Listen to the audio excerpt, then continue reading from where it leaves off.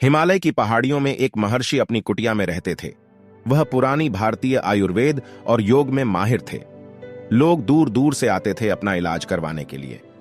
महर्षि आयुर्वेदिक तरीके और योग से रोगों का इलाज करते थे और उन्होंने अधिकांश रोगियों के रोग निकाल दिए। ऐसे ही एक दिन महर्षि के आश्रम में एक व्यक्ति आता है और कहता है कि मुनिवर, मैं पड़ोस के गांव का मालिक हूं। मेरा काम ऐसा है कि मुझे अधिकांश समय बैठना पड़ता है। शारीरिक काम अधिक नहीं करने के कारण मेरा मोटापा बढ़ गया है और हर तरह की बीमारियां मेरे शरीर में बस गई हैं। घर में मुझे स्वादिष्ट खाना मिलता है, लेकिन मैं उन्हें नहीं खा सकता। अब मेरा मोटापा इतना बढ़ गया है कि मुझे बैठने और चलने में भी परेशानी होती है। तो क्या आप मुझे एक ऐसा रास्ता बता सकते हैं जिससे कि मेहनत न करते हुए भी मैं अपने शरीर को स्वस्थ रख सकूं और इन सभी बीमारियों से छुटकारा पा सकूं? ऋषि ने कहा कि ऐसा रास्ता है। इसके लिए आपको सबसे पहले शरीर में जमी हुई गंदगी को हटाना होगा, और जैसे ही गंदगी शरीर से निकलेगी और आपका शरीर अंदर से साफ होगा तो आपका वजन स्वच्छंद ही कम होना शुरू हो जाएगा। त्वचा साफ हो जाएगी और आप पहले से अधिक ऊर्जावान महसूस करेंगे। सबसे पहले आप समझें कि जब हम कुछ खाते हैं तो जब वह हमारे शरीर में जाता है तो उसके साथ क्या होता है।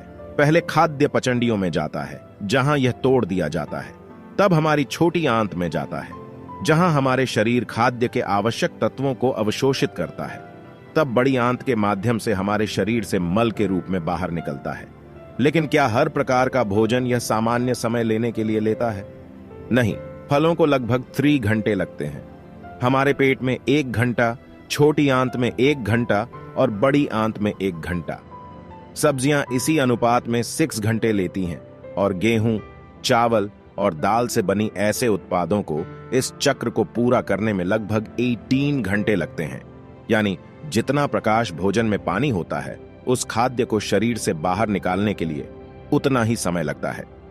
मालिक ने कहा, मुनिवर, जैसा कि आपने कहा कि मल बिल्कुल शरीर से निकालने में 18 घंटे लगते हैं, लेकिन मैं तो दिन में 3-4 बार अनाज खाता हूं। महर्षि ने कहा, यही तुम्हारी गलती है। पूर्व खाद्य पचाया नहीं जाता है और तुम अधिक नाश्ता करते हो। इसके परिणाम स्वरूप पूर्व खाद्य पूरी तरह से अवशोषित नहीं होता है। जैसे ही उसके अंदर की गंदगी निकलती है, वह अंदर ही खड़ी हो जाती है और कीटाणु और कीटों को उत्पन्न करती है। महर्षि ने मालिक की ओर देखते हुए कहा, तुम्हें शायद सुना होगा, मुड़वाओं में कीड़े होते हैं। वे कीड़े उस अर्धपाचित और गले में जमे हुए भोजन से जन्म लेते हैं। यह अनिवार्य नहीं है कि तुमने कल खाया भोजन शरीर में गंदगी के रूप में जमा हो गया हो। शायद कुछ हिस्सा खाए हुए भोजन का 1 साल पहले भी अभी तक तुम्हारी आंत में गांठ के रूप में फंसा हुआ हो।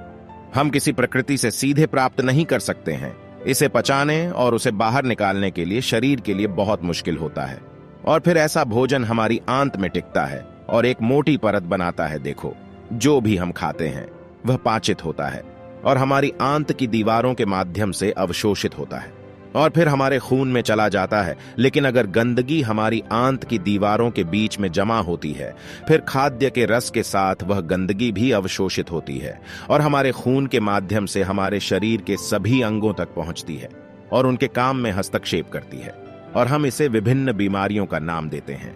अगर यह गंदगी हमारी त्वचा की परतों के बीच इकट्ठा होती है तो हम कहते हैं कि यह मुहासे या त्वचा की बीमारी है।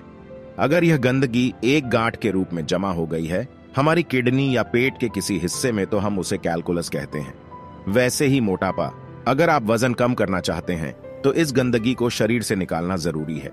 अगर यह गंदगी हमारी आंत में एक बहुत मोटी परत बना लेती है तो हम उसे कब्ज कहते हैं, और कब्ज ही सभी बीमारियों की जड़ होती है।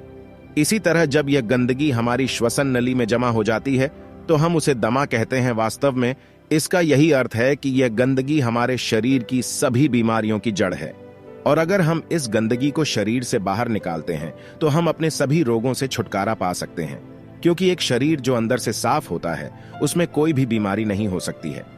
महर्षि ने मालिक की ओर इशारा करते हुए कहा, हमारा यह शरीर एक पूर्ण रचना है और प्रकृति की एक मूल्यवान देन है।